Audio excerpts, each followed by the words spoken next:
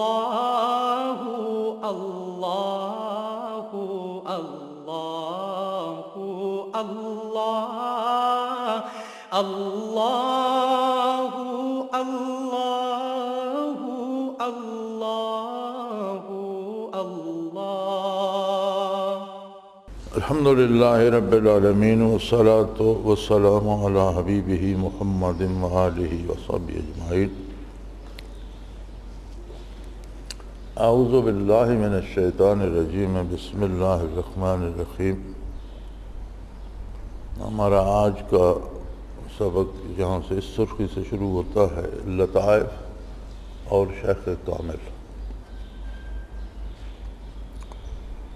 صوفیہ کرام فن طریقت اور علم حقیقت و تصوف کے احکام باطنیہ میں مجتہد ہیں، یعنی یہ جو فن ہے سلوک و طریقت کا یا تصوف کا، اس کے جو احکام جن کا استخراج کیا جاتا ہے احکام شرعی سے، اس میں اجتہاد کرنا یہ صوفیوں کا کام ہے۔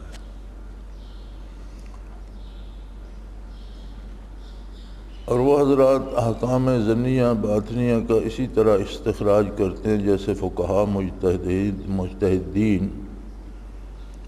بغیر نصوص شرعیہ کے بعض احتمالات پر محض اپنے ذوق سے احکام ظنیہ ظاہرہ کا استنباط کرتے ہیں۔ جس طرح مجتہدین اجتہاد کرتے ہیں، اجتہاد اسی بات پہ ہوتا ہے جس کا کوئی صریح اور واضح حکم قرآن کی کسی آیت میں یا حدیث کی کسی ارشاد میں موجود نہ ہو، تو پھر وہ احتمالات پر، یعنی جو باقی اس قسم کے ملتے جلتے احکام ہوتے ہیں ان میں سے مثالیں لے کر اس پر احتمال کی بنیاد اور ظن کی بنیاد رکھ کر حکم حاصل کیا جاتا ہے، اسی کو اجتہاد کہتے ہیں۔ تو جس طرح علماء ظاہر احتمالات اور ظن اور اپنے ذوق سے احکام کا استخراج کرتے ہیں، اسی طرح صوفیاء کرام مجتہدین کے مقابلے میں ایک قوت زیادہ رکھتے ہیں، اور وہ ہوتی ہے کشف و الہام۔ یعنی صوفی بھی عالم بھی ہوتے ہیں، ان میں قوت اجتہاد ہوتی ہے، اور ان کے پاس ایک ذریعہ علماء ظاہر سے زائد ہوتا ہے، اور وہ ہے کشف و الہام۔ کشف و الہام وہ علم ہے جو اللہ کی طرف سے عطا کیا جاتا ہے۔ تو فرماتے ہیں فقہا میں ذاتی رائے سے مسائل کا استخراج کرتے ہیں، یعنی فقہا جو مسائل حاصل کرتے ہیں وہ ان کی اپنی ذاتی رائے ہوتی ہے کہ مثالیں تلاش کر کے احکام میں سے ان سے ملتے جلتی مثالیں تلاش کر کے کوئی حکم حاصل کرتے ہیں، جبکہ یہ لوگ الہام و کشف کی روشنی میں، یعنی اور صوفی جو ہے وہ صرف اپنی ذاتی رائے سے مسئلے کا استخراج نہیں کرتا، مسئلہ حاصل نہیں کرتا، بلکہ ساتھ اس کے پاس کشف و الہام کی دولت بھی ہوتی ہے، ایک قوت زائد ہوتی ہے۔ اور کشف و الہام اعلام و اطلاع من اللہ ہوتی ہے۔ کشف اور الہام جو ہے یہ وہ علم ہے جو اللہ کی طرف سے دیا جاتا ہے، یا وہ اطلاع ہے جو اللہ کی طرف سے دی جاتی ہے، اور یہ ظاہر ہے کہ اعلام من اللہ میں ذاتی رائے سے افضل ہے۔ تو یہ ظاہری بات ہے کہ جو چیز اللہ کریم کی طرف سے بطور علم کے عطا ہوتی ہے، بندے کی اپنی ذاتی رائے سے بہرحال افضل ہے۔ اور اس طرح کشف و الہام کی صحت کا معیار بھی کتاب و سنت کی موافقت ہے۔ اور دوسری بڑی بات یہ ہے کہ ہر کشف یا الہام جو صوفی کو ہوتا ہے، اس کے صحیح ہونے کا معیار یہ ہے کہ وہ قرآن اور سنت کے خلاف نہ ہو بلکہ اس کے تابع۔ چونکہ قرآن بھی کشفاً عطا ہوتا ہے، الہامی طور پر عطا ہوتا ہے انبیاء کو، تو نبی کا کشف صحیح ہوتا ہے، اس میں کسی شبہ کی گنجائش نہیں ہوتی۔ کشف ولی کا بھی صحیح ہوتا ہے، لیکن ولی کی ذاتی حیثیت وہ نہیں ہوتی۔ نبی معصوم ہوتا ہے، ولی معصوم نہیں ہوتا، تو اسے سمجھنے میں غلطی لگ سکتی ہے، اس لیے ولی کا کشف نبی کے کشف کا محتاج ہوتا ہے۔ پھر نبی کا کشف ذاتی ہوتا ہے، اللہ اس کی ذات میں وہ کمال رکھ دیتا ہے، اس کی ذات معصوم ہوتی ہے۔ ولی کا ذاتی نہیں ہوتا، ولی کو کشف ہوتا ہے نبی کے اتباع اور غلامی کی وجہ سے۔ تو ولی کے کشف کے صحیح ہونے کا جو معیار ہے وہ یہ ہے کہ وہ کتاب و سنت کے مطابق ہو، اگر کتاب و سنت کے خلاف ہے تو پھر باطل ہے۔ بہرحال اس کی فوقیت مسلم ہے، یعنی یہ جو صوفیاء کی رائے ہوتی ہے یہ بہت وزن رکھتی ہے۔ فتح الباری کا جملہ آگے نقل فرمایا گیا ہے، انما الالہام نور یختص بہ اللہ تعالی من یشاء من عبادہ۔ الہام ایک ایسا نور ہے کہ اللہ اپنے بندوں میں سے جسے چاہے اسے عطا کر دیتا ہے، اسے اس کے ساتھ مختص کر دیتا ہے۔ آگے حضرت فرماتے ہیں کہ میں ذاتی طور پر فقہائے مجتہدین کے اجتہاد کو صوفیہ کے کشف و الہام پر مقدم سمجھتا ہوں۔ یعنی میں، حضرت فرماتے ہیں کہ میں صوفیہ کے اجتہاد پر ظاہر مجتہدین جو ہیں علماء ظواہر، ان کے اجتہاد کو اہمیت دیتا ہوں۔ اور فرماتے ہیں اس کی دلیل یہ ہے کہ تمام صوفیہ محققین و مجتہدین کے مقلد رہے ہیں۔ یعنی اس کی دلیل یہ ہے کہ جتنی جماعت صوفیہ کی ہے انہوں نے محققین و مجتہدین کے اجتہاد پر عمل کیا ہے، لہذا فقیہ کے اجتہاد کا مقدم ہونا ثابت ہو گیا۔ اصل بات یہ ہے کہ صوفیہ کا اجتہاد جو ہے وہ احکام ظاہری میں صوفیہ اجتہاد کرتے نہیں ہیں، احکام ظاہری میں تقلید کرتے ہیں مجتہدین کی اور ائمہ فقہ کی۔ تصوف و سلوک کے جو مسائل ہیں ان میں صوفیہ کا اجتہاد جو ہے اس کی حیثیت زیادہ وزن رکھتی ہے، اور احکام ظاہری میں مجتہدین ظاہری کے لہذا تمام صوفیہ نے ظاہری احکام میں ائمہ فقہ کی اقتداء کی ہے اور ان کا اتباع کیا ہے۔ اگلی سرخی ہے لطائف 5 ہیں۔ اس اصولی تمہید کے بعد آپ یہ سمجھ لیں کہ صوفیہ کرام بدن انسانی کو 10 اجزاء سے مرکب مانتے ہیں، یعنی انسانی بدن آگ ہوا، مٹی آگ ہوا پانی اور ان چاروں کے ملنے سے نفس پیدا ہوا، یہ 5 اجزاء ہیں بظاہر بدن انسانی کے، لیکن صوفی 10 اجزاء سے مرکب مانتے ہیں۔ عناصر اربع اور نفس، یہ 5 مادی اجزاء ہو گئے، اور 5 لطائف جن کا ذکر پہلے ہو چکا غیر مادی بلکہ مجرد ہے، یعنی 5 یہ اجزاء مادی ہیں اور 5 لطائف جو عالم امر کے ہیں وہ بھی اس بدن کا حصہ ہیں۔ لطائف میں صوفیہ میں اختلاف بھی ہے، بعض کے نزدیک 11 ہیں، یعنی 5 مادی، 5 مجرد اور 1 سلطان الاذکار۔ بعض 11 لطائف کہتے ہیں کہ جو یہ مادی اجزاء ہیں ان کو بھی لطائف میں شمار کرتے ہیں، اور پھر سلطان الاذکار جس میں سارے شامل ہو جاتے ہیں۔ بعض فرماتے ہیں کہ 10 لطائف ہیں، مگر حقیقت یہ ہے کہ لطائف تو مجرد اور لطیف چیزوں کا نام ہے، پھر 10 لطائف کیوں کر ہوئے؟ البتہ تغلیباً انہی لطائف سے تعبیر کیا جاتا ہے، جیسے لطائف 5 کے علاوہ نفس بھی تغلیباً لطائف میں شمار کیا جاتا ہے۔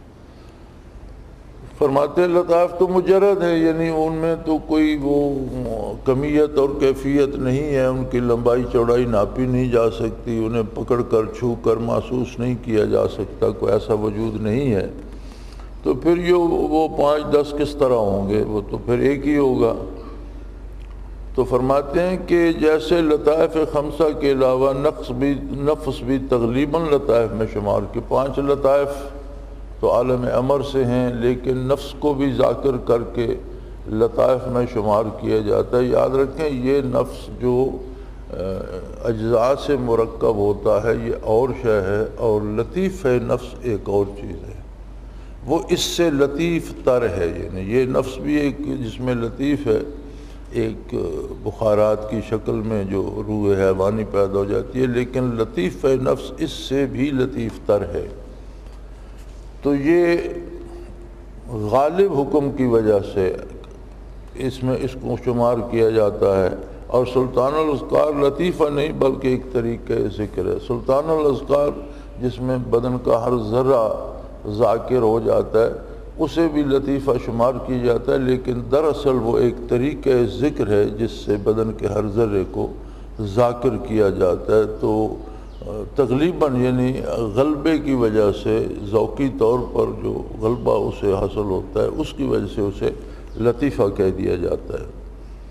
اور اس میں یہ تصور کیا جاتا ہے کہ سارے بدن سے بلکہ ہر بنے منہ سے ذکر جاری ہے۔ بہرحال لطائف 5 ہی ہیں، باقی تغلیباً ان میں شامل کیے جاتے ہیں، یعنی اصل حقیقتاً جو عالم امر کے لطائف ہیں وہ 5 ہیں، اور باقی جو ہیں وہ چونکہ ان پر بھی غلبہ ہوتا ہے لطائف کی کیفیت کا، تو تغلیباً انہیں لطائف شمار کیا جاتا ہے۔ لطائف کے بارے میں اختلاف، بعض صوفیہ لطائف کے تغائر کے قائل ہیں، یہ تغائر حقیقی ہے، بعض محققین اتحاد لطائف کے قائل ہیں، اصل حقیقی لطیفہ صرف قلب کو بتاتا ہے۔ یعنی بعض صوفیہ کا خیال ہے کہ ہر لطیفہ الگ الگ ہے، تغائر سے مراد ہے کہ ہر لطیفہ علیحدہ اپنی ایک حیثیت رکھتا ہے، اور بعض محققین بعض محققین کہتے ہیں کہ بھی نہیں، لطیفہ تو ایک ہی ہے، اس کی کیفیات مختلف مقام پر اس کی کیفیات بدلتی رہتی ہیں، اور اصل لطیفہ ایک ہی ہے، اور وہ صرف قلب ہے، کہ اصل لطیفہ جو ہے وہ صرف ایک ہی ہے۔ جب وہ روح سے اوپر پہنچتا ہے تو اس کی کیفیت بدل جاتی ہے، تو کہتے ہیں دوسرا لطیفہ ہے،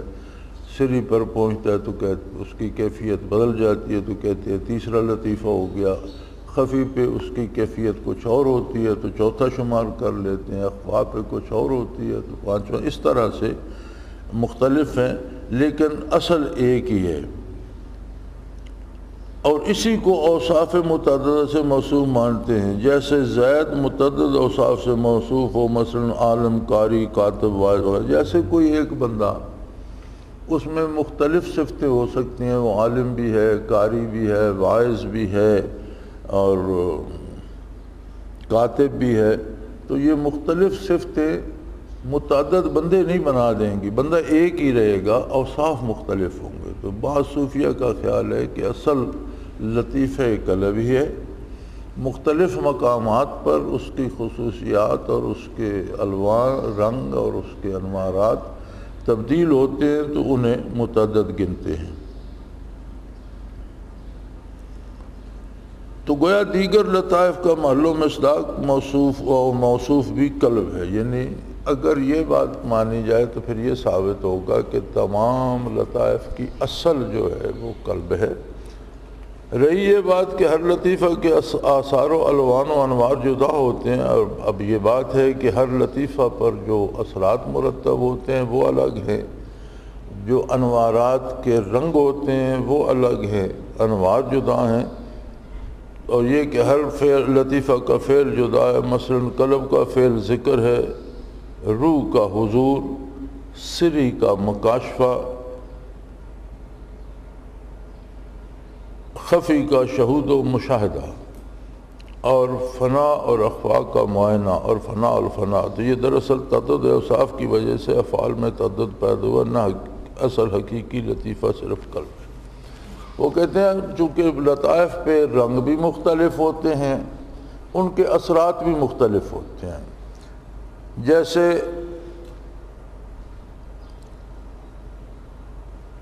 قلب کا فعل ذکر ہے، لطیفہ قلب کا جو حقیقی فعل ہے وہ یہ ہے کہ اسے ذکر دوام نصیب ہو جائے، کبھی اس پہ غفلت نہ آئے۔ لیکن دوسرے لطیفے روح کا جو اثر ہے وہ حضور ہے کہ حضور حق نصیب ہو جائے۔ اور سری کا مکاشفہ ہے، لطیفہ سری کا جو اثر ہے وہ یہ ہے کہ مکاشفات و مشاہدات ہوں،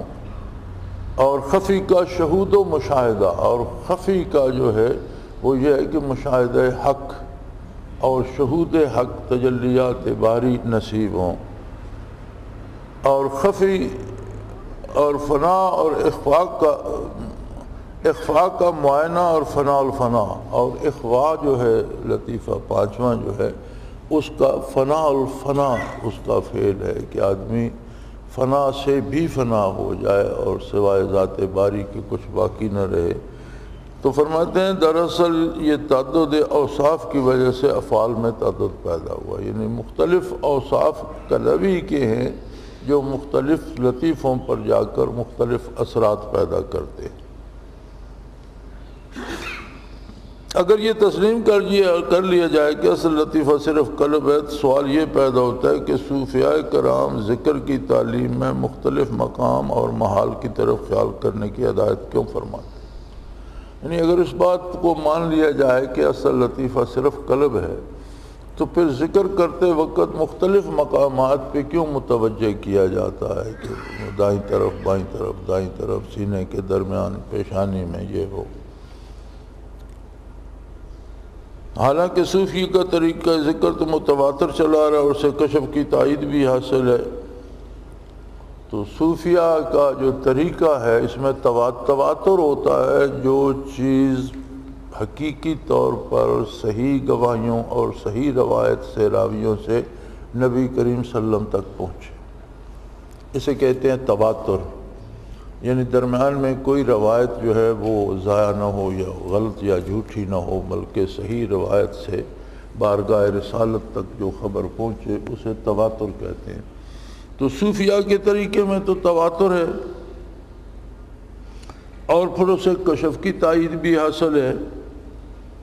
تو فرماتے ہیں اس لیے یہ ماننا پڑے گا کہ ہر لطیفہ یعنی پانچوں لطیفے الگ الگ حقیقتیں ہیں۔ جس طرح ذکر قلبی میں قلب پر ہی توجہ مرکوز رہتی ہے، وہ کیونکہ وہ تجلیات باری کا محل ہے، مگر جس طرح لطیفہ ربانی قلب کو قلب صنوبری سے تعلق ہے، اسی طرح دیگر لطائف کو بھی خواہ مجازاً صحیح ان محال و مقام سے تعلق ہے۔ جس طرح لطیفہ قلب میں اس قلب صنوبری پہ، اس گوشت کا جو دل بنا ہوا ہے، اس پہ توجہ رہتی ہے، چونکہ یہ اس کا مقام ہے، اسی میں لطیفہ قلب ہوتا ہے۔ تو اسی طرح دوسرے لطائف پر جب دوسرے محلات یا مقام یا دوسری جگہوں پر توجہ کرتے ہیں ہم، تو اس کا مطلب یہ ہے کہ ان لطائف کا ان مقامات سے اسی طرح تعلق ہے جس طرح لطیفہ قلب کا تعلق قلب سے ہے، اور اس سے ان مقامات کی تخصیص اور تائید ثابت ہوتی ہے۔ اور یہ تائید و تخصیص حدیث ابی محذورہ سے بھی ہوتی ہے۔ حضرت ابی محذورہ رضی اللہ تعالی عنہ کی حدیث ہے جو وہ روایت کرتے ہیں، اس سے بھی ان مقامات کی تائید ہوتی ہے۔ وہ فرماتے ہیں ثم وضع یدہ علی ناصیۃ ابی محذورہ ثم مر على وجهه من بين صديه في نسخة من بين يديه على قبضه ثم بلغت يد رسول الله صلى الله عليه وسلم صلاة أبي معذورة ثم قال صلى الله عليه وسلم بارك الله لك وعليك۔ ابن ماجہ شریف کی حدیث ہے یہ کہ رسول اکرم صلی اللہ علیہ وسلم نے ابی محذورہ کے ماتھے پر ہاتھ رکھا، پھر آپ صلی اللہ علیہ وسلم اپنے ہاتھ کو اس کے چہرے پر لے گئے، پھر سینے پر، اور پھر ایک نسخہ میں ہے کہ اس کے جگر پر لے گئے، پھر اب ہاتھ ان کی ناف تک پہنچا،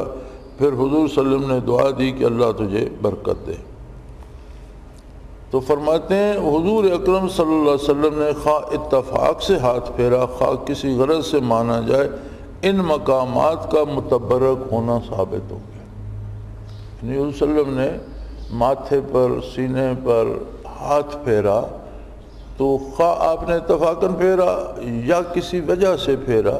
لیکن پورے بدن میں سے ان مخصوص حصوں پر ہاتھ پھیرنے سے ان کی تخصیص ثابت ہو گئی،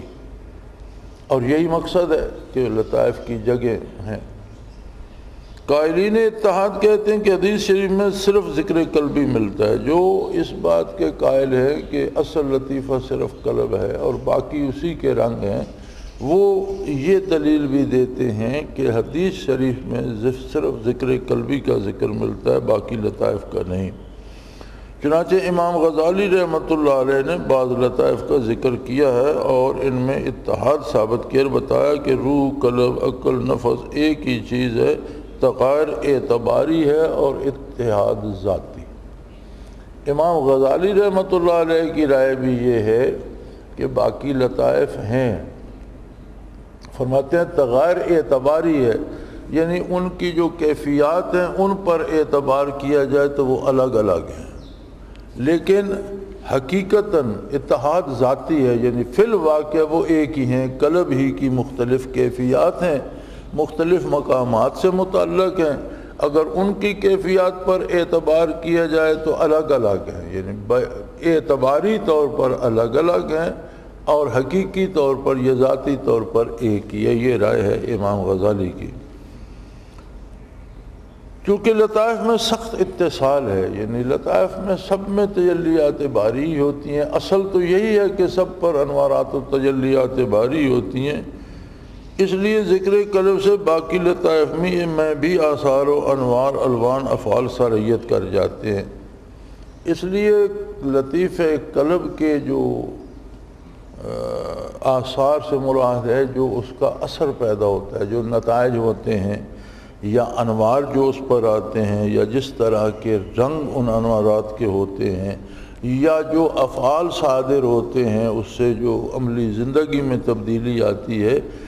وہ لطیفہ قلب پر ذکر کرنے سے بھی وہ انوارات دوسرے لطائف میں بھی سرایت کر جاتے ہیں۔ اگر آپ کسی کو ایک صرف لطیفہ قلب ہی کراتے رہیں ساری زندگی تو دوسرے لطائف بھی ساتھ از خود روشن ہو جاتے ہیں، وہ منعکس ہوتے رہتے ہیں اس پر۔ جس طرح آئینوں میں شعاع آفتاب، یعنی متعدد آئینے آپ سورج کے سامنے رکھ دیں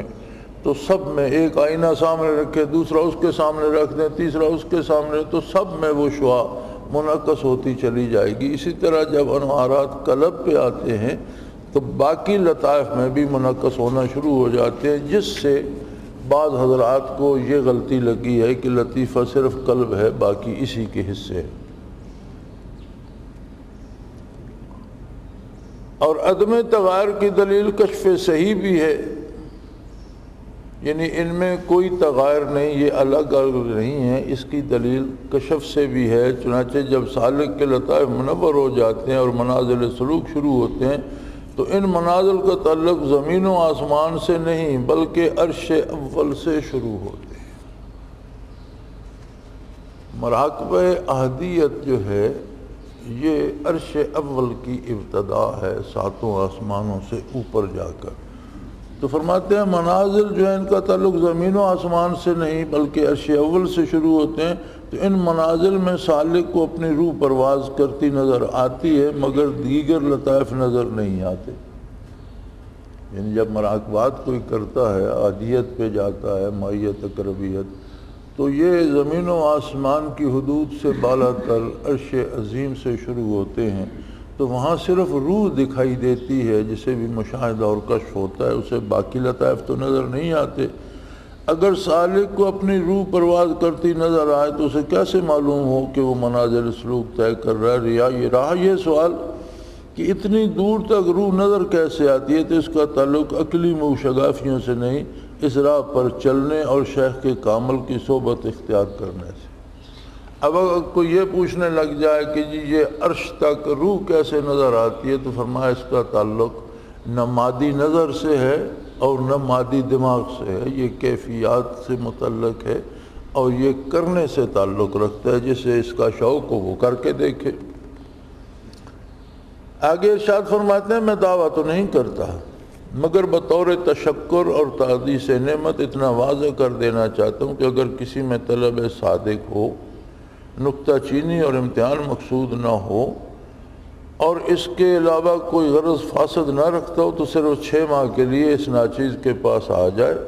اس پر چند پابندیاں عائد کی جائیں گی، مثلا صالح اور پاک غذا، اور وہ بھی مقدار میں کم دی جائے گی، قلت کلام کا عادی بنایا جائے گا، نیند کم کرنی ہوگی،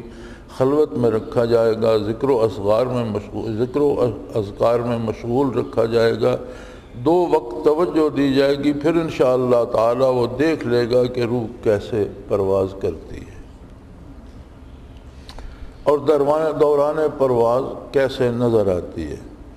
یہ 6 ماہ کا عرصہ رسول اکرم صلی اللہ علیہ وسلم کے عرصہ کی مقدار پر ہے اور کثرت ذکر ارشاد ربانی کی تعمیل کی طور پر کرایا جائے گا۔ وَاذْكُرْ رَبَّكَ كَثِيرًا وَسَبِّحْ بِالْعَشِيِّ وَالْإِبْكَارِ، اور خلوت و قلت کلام کی پابندیاں لا تکلم الناس 3 ایام الا رمضا کے مطابق تربیت سالک کے لیے ضروری ہے۔ فرمایا جس طرح حضور اکرم حرا میں خلوت گزیں ہو جایا، غار حرا میں خلوت گزیں ہو جایا کرتے تھے، اس طرح سے اسے خلوت میں بٹھایا جائے گا سنت کے مطابق، اور قرآن کا حکم ہے وَاذْكُرْ رَبَّكَ كَثِيرًا وَسَبِّحْ بِالْعَشِيِّ وَالْإِبْكَارِ، یعنی عشی والابکار کا ترجمہ بنتا ہے ہمہ وقت، جس طرح انگریزی میں کہتے ہیں نا راؤنڈ دا کلاک، اس کی عربی ہے کہ بالعشی والابکار، رات دن یعنی ہمہ وقت۔ اس لیے کثرت ذکر کرائی جائے گی اور خلوت و قلت کلام کی پابندی، جس طرح حضرت زکریا علیہ السلام کو حکم ہوا لا تکلم الناس 3 ایام الا رمضا، کہ 3 دن آپ کسی سے بات نہیں کریں گے سوائے اس کے کہ اشارے سے بات کریں، زبان مبارک سے آپ نہیں بولیں گے، لب مبارک نہیں کھولیں گے۔ تو فرمایا یہ بنیادیں ہیں سلوک کی تربیت کی۔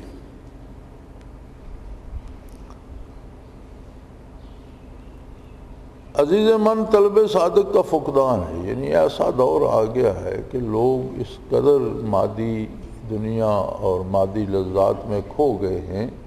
کہ حق کی طلب نابود ہوتی جا رہی ہے، ملتی نہیں ہے، اس کے چاہنے والے ملتے نہیں۔ عوام کا تو ذکر ہی کیا،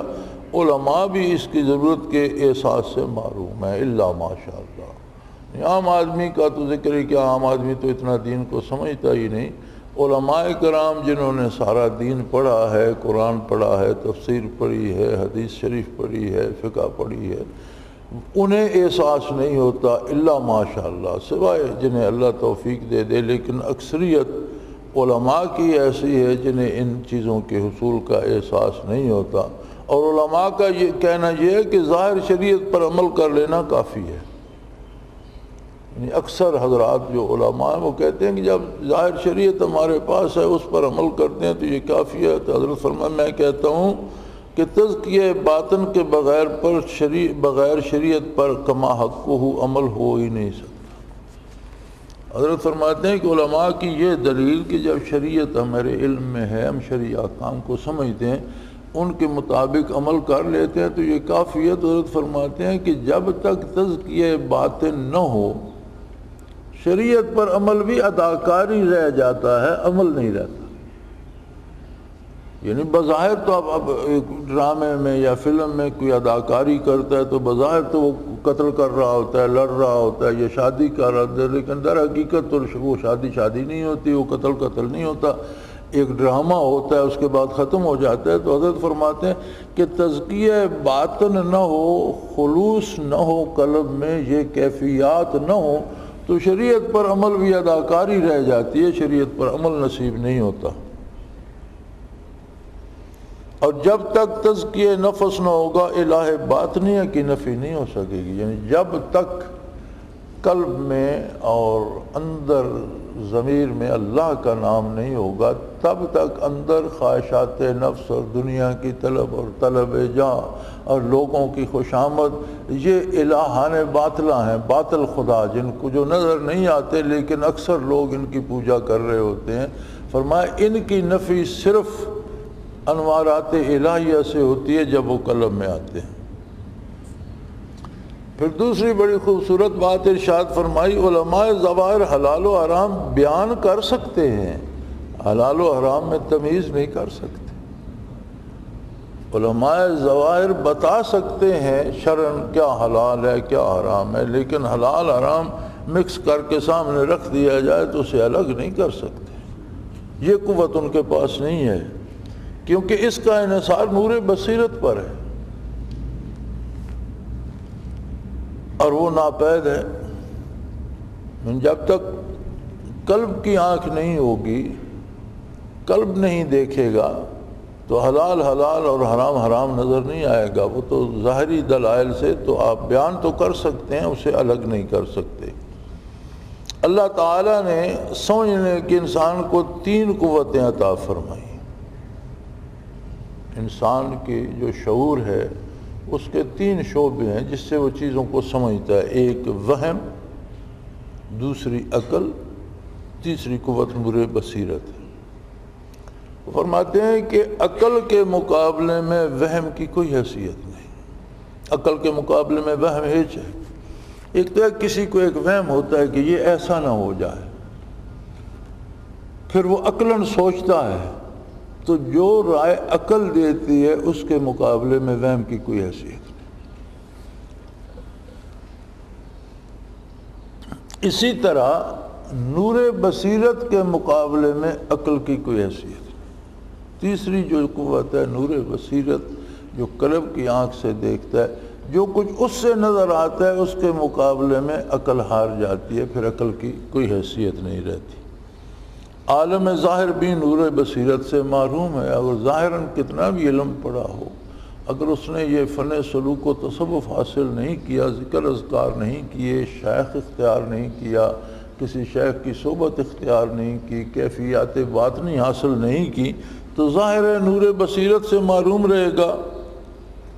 اور یہ دولت انبیاء علیہ السلام کے ہاں سے ان کے صحیح ورثاء علماء ربانیین اور صوفیہ کرام کو ملی، اور یہ وراثت ہے انبیاء کرام علیہ السلام کی۔ یہ نور بصیرت جو ہے، یا نگاہ قلب جو ہے، یا باطنی نگاہ جو ہے، یہ اصل وراثت ہے انبیاء کرام کی، اور ان کے صحیح وارثوں کو، یعنی جائیداد انہی کو ملتی ہے جو صحیح وارث ہوتے ہیں، اور ان کے صحیح وارث علماء ربانیین یعنی صوفیاء کرام ہیں۔ صوفیاء کو اس لیے علماء ربانیین کہتے ہیں کہ ان کے پاس علم ظاہر بھی ہوتا ہے اور علوم الہیات بھی ہوتی ہیں، کیفیات قلبی بھی ہوتی ہیں۔ فرمایا دوستو، یہ دولت تصوف کے ادارے قائم کرنے سے نہیں ملتی کہ آپ بڑے بڑے مراکز بنا دیں اور ان کا نام رکھتے ہیں، نہ تصوف کے جرائد جاری کرنے سے آدھو کو تصوف پر رسالے نکالنا شروع کر دیں، اخباروں میں مضامین شائع شروع کر دیں، نہ تصوف کی کتابوں کے مطالعے سے حاصل ہوتی ہے، یا تصوف کے موضوع پر متقدمین کی کتابوں کا مطالعہ کرتے ہیں تو اس سے یہ دولت حاصل نہیں ہوتی۔ یہ القائی اور انعکاسی چیز ہے جو القاء اور صحبت شیخ سے حاصل ہوتی ہے۔ اس کا طریقہ ہی القائی یا انعکاسی ہے، یہ دیے سے دیا جلتا ہے، دل سے دل روشن ہوتا ہے، اس کے لیے شیخ کی صحبت اور شیخ سے حصول فیض شرط ہے۔ جس طرح ڈاکٹری کی کتابیں پڑھ کے کوئی ڈاکٹر نہیں بن جاتا، اگرچہ اس کی معلومات میں اضافہ ہو جاتا ہے لیکن وہ ڈاکٹر نہیں بن سکتا، اسی طرح کسی فن کی کتابیں پڑھنے سے اس فن کا ماہر نہیں ہو جاتا جب تک عملاً اس کو اختیار نہیں کرتا۔ تو یہ لوگوں نے خانقاہیں بنا لیں، ادارے بنا لیے تصوف کے نام پر، رسالے شروع کر دیے۔ فرمایا اس سے یہ دولت نہیں ملتی، یہ صحبت شیخ سے حاصل ہوتی ہے، اور شیخ کامل کی پہچان، شیخ کون ہوتا ہے؟ فرمایا عالم ربانی ہو کیونکہ جاہل کی بیعت ہی سرے سے حرام ہے۔ انما یخشی اللہ من عبادہ العلماء،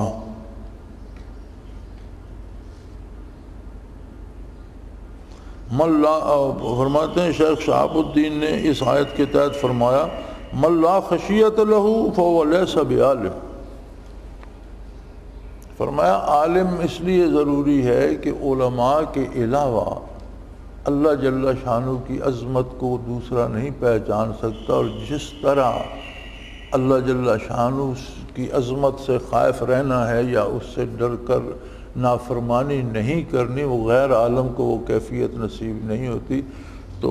فرمایا اس میں شیخ شہاب الدین رحمۃ اللہ تعالیٰ علیہ فرماتے ہیں کہ اگر کوئی کتابیں پڑھ بھی جائے اور اس میں خشیت الہی نہ ہو، حرام حلال کھاتا رہے، لوٹ کھسوٹ کرتا رہے، لوگوں کا مال کھاتا رہے، شریعت کے خلاف عمل کرے، تو فرمایا لیسا بعالم، اسے علماء میں شمار نہ کیا جائے، وہ عالم نہیں ہے۔ یہاں میں یہ وضاحت کر دوں کہ بیعت کی مختلف اقسام ہیں۔ حضرت جو بیعت کی ارشاد فرما رہے ہیں یہ بیعت تصوف ہے۔ جو موٹی موٹی اقسام میں عرض کر دیتا ہوں، ایک بیعت ہے جسے کہتے ہیں بیعت اصلاح، کہ آدمی خود نہیں جانتا روزمرہ کے معمولات کام کا شریعت کے مطابق کس طرح کرنے ہیں، تو وہ بیعت کسی ایسے آدمی سے جائز ہے جو روزمرہ کے معمولات سے واقف ہو، خواہ وہ بڑا عالم ہو یا نہ ہو، لیکن روزمرہ کے امور حلال حرام جو روز پیش آتے ہیں، یا نماز کے اوقات یا طریقہ نماز، یا یہ چیزیں روزے کے آداب اور روزے کی مکروہات، یہ چیزیں روزمرہ کی زندگی میں جو چیزیں پیش آتی ہیں یہ جانتا ہو تو بیعت اصلاح اس سے جائز ہے۔ دوسری بیعت ہے بیعت امارت، جیسے ہم کسی کو خلیفہ یا امیر المومنین منتخب کرتے ہیں، جس کی صورت آج یہ رہ گئی ہے کہ ہم اپنے اسمبلیوں کے ممبر اور وزیر اعظم منتخب کرتے ہیں، آگے وہ وزیر اور صدر بنتے ہیں، یہ اس کی بدلی ہوئی صورت ہے، اس کی شرائط الگ ہیں، اس کا یہاں اس پہ بحث کرنے کا فائدہ نہیں، وہ ہمارا موضوع نہیں ہے، اس کی شرائط الگ ہے۔ اور ایک بیعت ہے جو موت پر ہوتی ہے، جیسے حدیبیہ میں نبی کریم صلی اللہ علیہ وسلم نے جو صحابہ کرام کم و بیش 1400 کے قریب ہم رکاب تھے، ان سے موت پر بیعت لی، اس کا اپنا وقت اور اس کی اپنی صورتحال ہوتی ہے۔ جو بیعت تصوف ہے وہ اس کے لیے حضرت یہ فرماتے ہیں کہ کم از کم وہ شخص فنا فی الرسول کرا سکنے کی اہلیت رکھتا ہو۔ اگر کسی شیخ میں یہ اہلیت خود ہے فنا فی الرسول، دوسرے کو نہیں کرا سکتا، تو اس سے بیعت تصوف نہیں کی جائے گی۔ یہاں فرماتے ہیں عالم ربانی ہو کیونکہ جاہل کی بیعت ہی سرے سے حرام ہے۔ دوسرا صحیح العقیدہ ہو، خود شیخ کا عقیدہ تو درست ہو، کیونکہ فساد عقیدہ اور تصوف کا آپس میں کوئی رشتہ نہیں۔ جس کا عقیدہ ہی صحیح نہیں، بدعات وغیرہ اور ان میں مبتلا ہے، وہ صوفی نہیں ہو سکتا۔ صوفی بالکل راسخ العقیدہ ہوگا۔ متبع سنت رسول ہو، کیونکہ سارے کمالات حضور اکرم صلی اللہ علیہ وسلم کے اتباع سے حاصل ہوتے ہیں، پھر اس کی زندگی حضور صلی اللہ علیہ وسلم کی سنت کے اتباع کے مطابق ہو، چونکہ سارے کمالات تو حضور کے اتباع سے اور حضور کے قدموں سے ملتے ہیں۔ شرک و بدعت کے قریب بھی نہ جائے، کیونکہ شرک ظلم عظیم ہے اور بدعت دلالت و گمراہی۔ شرک تو بہت بڑا ظلم ہے، شرک سے تو ایمان نہیں رہتا، تو تصوف تو کمال ایمان کا نام ہے۔ اور بدعت اور رسومات کی پیروی جو ہے یہ بھی گمراہی ہے، اور آپ کا ارشاد ہے کہ کل بدعت ضلالہ وکل ضلالۃ فی النار، ہر بدعت گمراہی ہے، ہر گمراہی دوزخ میں جائے گی، او کما قال رسول اللہ صلی اللہ علیہ وسلم۔ دنیا دار نہ ہو، کیونکہ ایک دل میں دو محبتیں جمع نہیں ہو سکتی۔ یہ مقام بھی ذرا سمجھنے کا ہے۔ دنیا دار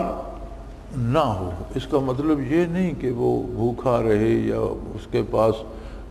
پیسے تو ہیں لیکن کپڑے پھٹے ہوئے پہنے، یہ نہیں بات یہ ہے کہ اس کے دل میں دنیا کی محبت نہ ہو، دنیا کو اس طرح برتے جس طرح کوئی مہمان گھر میں آتا ہے تو اب وہ یہ نہیں کرے گا کہ آپ اسے اچھا بستر دیں تو وہ اٹھا کر باہر پھینک دے، اچھا کھانا دیں تو وہ پھینک دے، نہیں، اسے پتہ ہو کہ مجھے تو یہاں رات بسر کرنا ہے، چلا جانا ہے، اگر انہوں نے اچھا دیا تو ان کی مہربانی، بستر قیمتی دیا ہے تو ان کی مہربانی، میں تو صبح اٹھ کر چھوڑ چھاڑ کر چلا جاؤں گا۔ حضرت عبید اللہ آرار رحمۃ اللہ تعالیٰ علیہ صوفیوں میں بہت رئیس آدمی، باقی تو سیدنا شیخ عبد القادر جیلانی بہت رئیس آدمی تھے، آپ کے بحری جہاز کی درآمد و برآمد ہوتی تھی، اور بھی امام ابو حنیفہ رحمۃ اللہ تعالیٰ بہت بڑے تاجر تھے، دیگر حضرات بھی صوفیاء میں بہت امیر ہوئے ہیں۔ تو سیدنا عبید اللہ آرار کے اس زمانے میں 100 ہل چلا کرتے تھے ان کی زمینوں میں، بہت بڑے زمیندار تھے۔ اب 100 ہل چلنے کا مطلب یہ ہے کہ 200 تو بیل کم از کم وہ ہوں گے جن سے ہل جوتے جاتے تھے، پر ان کے ساتھ دوسرے جانور کتنے ہوں گے؟ 100 ملازم تو وہ ہوگا جو ہل چلاتے تھے، ہر ملازم کے ساتھ اس کا بیوی بچے اور اہل خانہ، وہ کتنے ہوں گے؟ تو ایک دنیا ان کے ساتھ پلتی تھی اور بہت وسیع ان کا وہ زمیندارہ تھا۔ تو ایک دن کسی دوست کو خیال آیا کہ یہ بڑے دنیا میں پھنسے ہوئے ہیں، تو اس نے رات حضرت سے کہا کہ حضرت لوگ حج کو جا رہے ہیں، اس زمانہ پیدل یا اونٹ گھوڑے کی سواری کا تھا تو وقت لگتا تھا جانے میں آنے میں، لوگ حج کو جا رہے ہیں، موسم ہے روانگی کا، تو اگر آپ کا ارادہ ہو تو ہمیں بھی حج پہ چلنا چاہیے۔ تو صبح جب وہ بندہ نماز کے لیے آیا، حضرت کے ساتھ نماز ادا کی، فارغ ہوئے تو آپ نے گٹھڑی سی اٹھائی ہوئی تھی، ضرورت کا ایک آدھ جوڑا کپڑوں کا کچھ سامان سفر، تو فرمایا بھی تم تیاری کر کے نہیں آئے، رات کہہ رہے تو حج کو چلنا ہے تو چلو اب چلیں۔ تو وہ پریشان ہو گیا، اس نے کہا حضرت میرا تو چھوٹا موٹا کار ہوتی، اتنی وسیع جائیداد اور اتنا۔ انہوں نے فرمایا بے وقوف، یہ میری نہیں ہے، یہ سب اللہ کا ہے، میرے پاس امانت ہے، مجھے کل مر جانا ہے، میں مر جاؤں گا تو کیا ہوگا، کوئی اور سنبھالے گا، تو آج میں حج پہ چلا جاؤں گا تو بھی یہ چلتا رہے گا، یہ اس کا ہے نظام، وہ چلا رہا ہے، یہ چلتا رہے گا۔ اور میلے کپڑے پہن کر بھوکا رہ کر تصوف پہ قائم رہنا آسان ہے، اور دنیا والوں کے ساتھ رہ کر اس چیز کو قائم رکھنا، یہ گنتی کے بندوں کو اللہ توفیق دیتا ہے، یہ مشکل کام۔ تو دنیا داری سے مراد یہ ہے چیست دنیا از خدا غافل بطن، دنیا کیا ہے؟ دنیا یہ ہے کہ اللہ کی یاد بھول جائے اور دنیا کی محبت میں غرق ہو جائے۔ نیک و معاش و نکرہ و فرزند و زن، مالدار ہونا یا سونا چاندی ہونا پاس یا بیوی بچے ہونا، یہ دنیا داری نہیں ہے۔ دنیا داری یہ ہے کہ یہ چیزیں اللہ کی یاد سے غافل کر دیں۔ علم تصوف سلوک میں کامل ہو کہ جو جس راہ سے واقف نہ ہو اس پر گامزن کیسے ہو سکتا ہے؟ خود وہ کامل ہو علم سلوک میں، اگر خود کامل نہیں ہے تو دوسرے کو لے کر کیسے جائے گا؟ پھر فرماتے ہیں شاگردوں کی تربیت باطنی کے فن سے واقف ہو، کسی ماہر فن سے تربیت یافتہ ہو، خود کسی ماہر فن سے تربیت پائی ہو اور تربیت کرنے کے ڈھنگ سے آشنا ہو۔ یعنی بہت سے لوگ ایسے ہوتے ہیں جو چیزیں پڑھ لیتے ہیں، عالم بن جاتے ہیں لیکن وہ پڑھا نہیں سکتے۔ کچھ لوگ ایسے ہوتے ہیں جو پڑھا سکتے ہیں لیکن تقریر نہیں کر سکتے حالانکہ وہ عالم ہوتے ہیں۔ کچھ لوگ ایسے ہوتے ہیں انہوں نے پڑھا نہیں ہوتا، تقریریں بڑی کر لیتے ہیں۔ یہ مختلف استعداد ہوتی ہے لوگوں میں۔ تو حضرت فرماتے ہیں کہ اس فن میں یہ بھی ضروری ہے کہ تربیت باطنی کے فن سے اسے پتہ ہو کہ شاگردوں کی تربیت کس انداز سے کس طریقے سے کرنی ہے، اور یہ تب پتہ ہوگا جب خود کسی کامل سے اس نے تربیت حاصل کی ہو، اس میں سے گزرا ہو، یہ کورس کیا ہو۔ اور 8ویں شرط یہ ہے کہ حضور نبی کریم صلی اللہ علیہ وآلہ وسلم سے روحانی تعلق قائم کر دے جو بندے اور اللہ کے درمیان واحد واسطہ ہے۔ یعنی کم از کم شرط یہ ہے کہ وہ بندے کو فنا فی الرسول تک تو پہنچا سکتا ہو، اتنی استعداد اس میں ہو کہ وہ حضور اکرم صلی اللہ علیہ وسلم سے تعلق قائم کر دے جو اللہ کریم اور بندے کے درمیان واحد واسطہ یعنی تعلق کا واحد ذریعہ ہے۔ آگے فرماتے ہیں کہ اس ناچیز کا طریقہ یہی ہے کہ اپنے ہاتھ پر بیعت کبھی نہیں لی، صرف تعلیم دیتا ہوں، ابتدائی منازل طے کرا کے دربار نبوی میں پیش کر دیتا ہوں جو تمام جہان کے پیر ہیں، صرف زبانی جمع خرچ کافی نہیں، پیر صاحب فرما دیں لو تمہیں دربار نبوی میں پہنچا دیا، بلکہ ضرورت اس بات کی ہے کہ سالک خود مشاہدہ کرے کہ منازل سلوک طے کرے، دربار نبوی میں پہنچ کر حضور اکرم صلی اللہ علیہ وسلم کے دست مقدس پر بیعت کر رہا ہے۔ اگر کوئی مدعی دربار نبوی تک رسائی نہیں رکھتا پھر بیعت لیتا ہے تو وہ دھوکہ باز ہے، ماخوذ ہوگا، پس کامل و ناقص کی یہی پہچان ہے۔ اگر کوئی یہ استعداد نہیں رکھتا تو وہ بہت بڑا جھوٹ بولتا ہے، اور نبی کریم صلی اللہ علیہ وسلم کا ارشاد ہے من کذب علی متعمدا فلیتبوأ مقعدہ من النار، او کما قال رسول اللہ صلی اللہ علیہ وسلم کہ جس نے مجھ پر جان بوجھ کر جھوٹ بولا وہ اپنی جگہ دوزخ میں تلاش کرے، اس پر دوزخ کی وعید ہے کہ کوئی فنا فی الرسول کرا نہیں سکتا اور کہتا ہے اور ویسے ہی کہہ دیتے لو تمہیں دربار نبوی میں پہنچا دیا تو وہ ماخوذ ہوگا، مواخذہ ہوگا، اس سے جواب لیا جائے گا، اور اس پر حضور اکرم صلی اللہ علیہ وسلم کی طرف سے ہے تنبیہ بھی ہے کہ آپ نے فرمایا جو جان بوجھ کر مجھ پر جھوٹ بولے گا تو اب یہ جھوٹ حضور پر آتا ہے، لو جی آپ کی حضور سے بیعت کرا رہا ہوں، اگر وہ جھوٹ بول رہا ہے تو پھر اس کا ٹھکانہ دوزخ ہے۔ اب یہ علم کے جو ذرائع ہیں، ایک تو کشف و مشاہدہ ہے کہ وہ صاف روح کو دیکھ رہا ہو، حضور اکرم صلی اللہ علیہ وسلم کی زیارت ہو جائے، یہ بہت بڑی بات ہے، لیکن یہ چیزیں ثمرات ہیں، اللہ ثمرات من جانب اللہ ہوتے ہیں، مجاہدہ بندہ کرتا ہے لیکن اس پہ جو پھل لگتا ہے وہ اللہ کی طرف سے ہوتا ہے۔ کسی کو کشف و مشاہدہ دے دیتا ہے، کسی کو وجدان عطا کر دیتا ہے۔ وجدان ایک قطعی علم ہوتا ہے جو اللہ کی طرف سے دل میں آ جاتا ہے، جس پر بندے کو یقین ہو جاتا ہے۔ یہ وجدان جو ہے یہ کشف سے بھی زیادہ طاقتور ہوتا ہے، چونکہ کشف میں وہ مقام، وہ اس کی تصویر نظر آتی ہے، اس میں غلطی لگ سکتی ہے۔ وجدان وہ حقیقت سیدھی دل میں مترشح ہوتی ہے من جانب اللہ، اور اس پر بندے کو یقین ہو جاتا ہے اور وہ شریعت کے مطابق ہو۔ تو یہ ذرائع ہیں جو اللہ کریم عطا کر دیتا ہے۔ فرماتے ہیں بعض سادہ لوگ دریافت کرتے ہیں کہ اگر پیر فوت ہو جائے تو کیا دوسری جگہ بیعت جائز ہے؟ اور یہ سوال اکثر آج بھی سامنے آتا ہے کہ آپ ذکر کے لیے آتے ہیں، انہوں نے پہلے کسی نہ کسی پیر صاحب سے بیعت کی ہوئی ہوتی ہے، پھر وہ بڑے اس میں مذبذب ہوتے ہیں کہ میں نے تو پہلے بیعت کی ہوئی ہے۔ تو فرماتے ہیں خدا کے بندوں پہلے اتنا تو غور کرو کہ بیعت بجائے خود مقصد نہیں، حصول مقصد کا ذریعہ ہے۔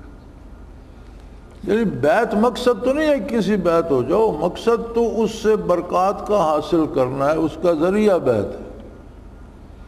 اور حضرت نے جو یہ لکھا ہے کہ میں بیعت نہیں لیتا، یہ واقعی اسی طرح تھا۔ حضرت رحمۃ اللہ علیہ ظاہری بیعت نہیں لیا کرتے تھے، مدت ہم بھی ہم رکاب رہے،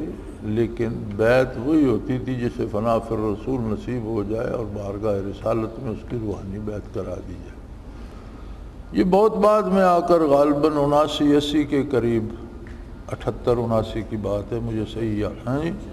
76 کی آمدہ نواز کو یاد ہے، 76 میں آ کر یہ ایک مسئلہ یہ پیدا ہو گیا تھا کہ لوگ خواہ مخواہ نمائشی پیروں کی ظاہری بیعت کرنے کی ہر بندے کو عادت ہے، بھاگ کر بیعت کر لیتے ہیں اور پھر اس سے خود کو پکا وابستہ کر لیتے ہیں، خواہ وہ بدعتی ہو، مشرک ہو، وہ کتنی ان میں گمراہیوں میں لے جائے تو پیر سمجھ کر پیچھے بھاگتے رہتے ہیں۔ تو مشائخ کے حکم سے 76 میں حضرت نے ظاہری بیعت اس لیے شروع کی کہ لوگوں کو گمراہ پیروں اور نمائشی پیروں کی بیعت سے بچنے کا کوئی موقع ملے، کیونکہ لوگوں کی عادت ہوتی ہے ذکر کریں نہ کریں بیعت کی سب کو جلدی ہوتی ہے کہ کہیں نہ کہیں بیعت ہونا چاہیے، پیر ہونا چاہیے، کوئی شیخ ہونا چاہیے۔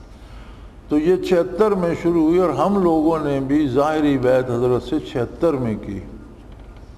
یعنی سلسلے میں آنے کے 16-17 سال بعد۔ تو فرمایا یہ جو پوچھتے ہیں کہ جی میری بیعت تھی، تو بیعت تو کوئی مقصد تو نہیں ہے بیعت ہونا، تو مقصد تو ہے کہ بیعت ہو کر برکات حاصل کی جائیں، مقصد تو اللہ کی رضا حاصل کرنا ہے بیعت کے ذریعے۔ بیعت ایک ذریعہ ہے تاکہ ایک کامل کی شاگردی اختیار کر کے یکسو ہو کر تعلیم حاصل کرتے رہے، ترقی کرتے رہے۔ اگر پیر فوت ہو جانے پر آدمی کی دوسرا استاد تلاش نہ کرے گا تو ظاہر ہے اول تو اپنا نقصان کرے گا، اور اس سے بڑا نقصان یہ ہے کہ اس کے پیش نظر رسائے الہی کا حصول نہیں، شخصیت پرستی ہے۔ اب حصول علم ظاہری کے لیے لوگ ایک مدرسے میں داخل ہوتے ہیں، 5 سال میں وہ پرائمری پاس کرتے ہیں، تو کیا یہ کہیں گے کہ جی میں تو اس مدرسے میں داخل ہوں، اب مڈل میں نہیں جاتا، یا مڈل سے میٹرک میں یا کالج میں نہیں جاتا، میں تو اس سکول میں داخل ہوں لہذا میں کالج میں نہیں جاتا، کیونکہ اس کا مقصد تعلیم حاصل کرنا ہے۔ جہاں تک پرائمری والے نے کرائی وہاں تک اس سے کر لی، جہاں تک مڈل والے نے کرائی اس سے کر لی، جہاں تک کالج والے نے کرائی اس سے حاصل کر لی۔ تو بیعت سے مقصد رضائے الہی ہے، حصول برکات ہے۔ اگر ایک جو واقعی جو لوگ شیخ ہیں اور حقیقی اہلیت رکھتے ہیں، اگر انہیں پتہ چلے کہ کہیں ان سے زیادہ اہل شیخ ہے تو وہ اپنے شاگردوں کو خود وہاں بھیج دیتے ہیں کہ جو بھئی جو کچھ مجھے آتا تھا میں نے تمہیں سکھا دیا،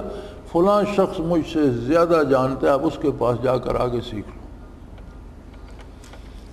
تو فرمایا بیعت خود مقصد نہیں ہے، بیعت ہے حصول رضائے الہی کے لیے اور علوم باطنیہ اور کیفیات قلبی کے حصول کے لیے۔ تو جب ایک شخص سے بیعت کی تھی وہ فوت ہی ہو گیا تو اب اس سے آپ کو کیا فیض ملے گا، اب اس سے کیا تربیت ہو آپ کو۔ اگر بیعت ظاہری بھی اصلاح کی بھی کسی نے کی ہے، پیر صاحب کا وصال ہو گیا، تو اب اسے وہ قبر سے آ کر تو نہیں بتائیں گے، اسے کہیں تو جانا پڑے گا جو اس کی رہنمائی کر سکے۔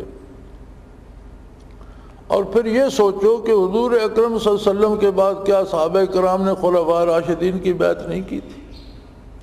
صحابہ کرام نے تو سب نے حضور اکرم صلی اللہ علیہ وسلم کے دست حق پرست پر بیعت کی ہوئی تھی۔ آپ کے وصال کے بعد کیا خلفاء راشدین کی بیعت نہیں کی؟ پھر یہ سوال پیدا ہو کہ پیر فوت ہو جانے پر دوسری جگہ بیعت جائز ہے یا نہیں، پھر یہ سوال کیسے پیدا ہو گیا؟ جب حضور کے وصال پر خلفاء راشدین کی بیعت صحابہ کرام نے کی جنہوں نے حضور کے دست حق پرست پر بیعت کی تھی، تو آپ کا پیر حضور سے بڑا تھا کہ آپ کے پیر کے فوت ہو جانے کے بعد سوال پیدا ہوتا ہے کہ دوسری جگہ بیعت ہوتی ہے یا نہیں۔ تصوف اور تزکیہ باطن میں شیخ اور سالک کا تعلق بڑا نازک ہے۔ اس فن کے اصول میں اور کیفیات قلبی کے حصول کا جو تعلق ہے طالب کا اور شیخ کا، فرماتے ہیں بہت نازک ہے۔ ظاہری علوم میں معاملہ اور قسم کا ہے، علوم ظاہری جو کتابیں پڑھائی جاتی ہیں وہ معاملہ اور کا ہے۔ استاد سے نفرت اس کی مخالفت کے باوجود آدمی ظاہری علم حاصل کر سکتا ہے۔ کسی استاد کو اچھا نہ سمجھتا ہو،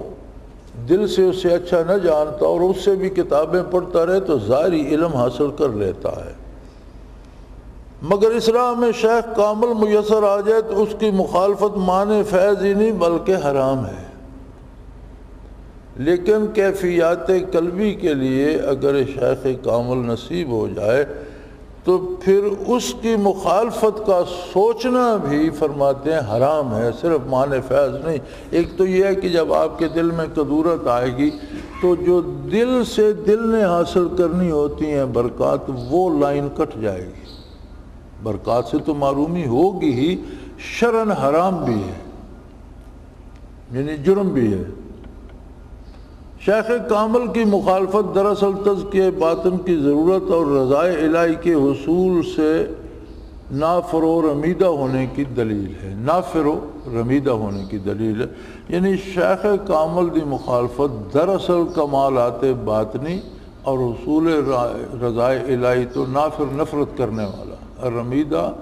دور افتادہ، اس سے ہٹا دیا گیا، یہ اس بات کی دلیل ہے کہ اسے رضائے الہی سے نفرت ہے۔ یعنی اگر آپ ایک دکاندار سے، ایک تاجر ہے گھی کا، اس سے نفرت کرتے ہیں تو آپ کو گھی کیسے ملے گا؟ ایک چینی کا تاجر ہے، آپ کہتے ہیں میں تو اس کی دکان پر نہیں جاؤں گا، میری اس کے ساتھ دشمنی ہے، تو وہ آپ کو چینی دینے گھر تو نہیں آئے گا۔ اگر ظاہری چیزوں میں یہ ہے تو یہ قلبی دولت جس کے پاس ہے، آپ کے دل نے اس سے محبت پیدا کرنی ہے، اس کے دل کو اپنے دل کی طرف متوجہ کرنا ہے، تو دل سے دل میں دولت منتقل ہو۔ تو اگر آپ کے دل میں مخالفت آ جائے گی تو وہ تو ذریعہ کٹ جائے گا، پھر بظاہر آپ خوش آمد بھی کرتے رہیں، بات بنائے بھی رکھیں تو نہیں ہوگی۔ اور یہ مخالفت اگر کسی کامل شیخ سے ہو تو پھر یہ اس بندے سے نہیں ہے، پھر اس نعمت سے مخالفت ہے جو اس کے پاس ہے، یعنی رضائے الہی کی مخالفت ہے اور کمالات باطنی سے مخالفت ہے۔ ضرورت شیخ کے سلسلے میں ایک سوال بعض ذہنوں میں ابھرتا ہے کہ جب کتب تصوف میں ہر قسم کے اذکار، وظائف اور ان کے پڑھنے کے طریقے درج ہیں تو ان پر عمل کر کے انسان کامل بن سکتا ہے، پھر شیخ کی کیا ضرورت ہے؟ اس کا جواب یہ ہے کہ طب کی کتابوں میں ہر قسم کے نسخہ جات، طریقے علاج، وزن، ادویہ اور طریقے استعمال موجود ہے، پھر کسی ماہر طبیب اور ڈاکٹر کے پاس جانے کی کیا ضرورت ہے؟ میڈیکل میں تو ساری چیزیں اور ان کے اوزان اور وہ چیزیں ملتی ہیں، کیا کسی معقول آدمی کے ذہن میں یہ سوال بھی ابھرتا ہے؟ ظاہر ہے کہ ایسا نہیں ہے۔ آخر کی وجہ صرف یہی ہے کہ جان عزیز ہے اور احتیاط کا تقاضا ہے کہ طب کی کتابوں اور اپنے علم پر بھروسہ نہ کیا جائے، بلکہ اچھی طرح چھان بین کر کے کسی ماہر طبیب کو تلاش کیا جائے اور اس سے علاج کرایا جائے، کیونکہ جان بڑی پیاری ہوتی ہے، اپنی صحت کا بڑا لحاظ ہوتا ہے، اس لیے بندے کے پاس جتنی بھی طب کی کتابیں پڑھی ہوں اور جتنا بھی مطالعہ کرے اس پہ انحصار نہیں کرتا، کسی طبیب کو تلاش کرتے اگر کوئی بیماری ہو اس سے علاج کراتا ہے،